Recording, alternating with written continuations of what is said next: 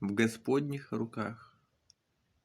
В руках Господних наши души, и в Его глазах весь мир земной. Мы Бога будем сердцем слушать и не грешить своей душой.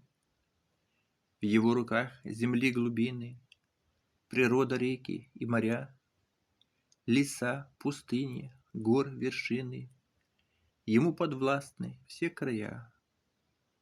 Он будет всех судить по правде, весь люд по истине своей. Не стройте Господу преграды, не жить в грехах в миру страстей. Трепещет вся земля пред Богом, ликуют в радости поля.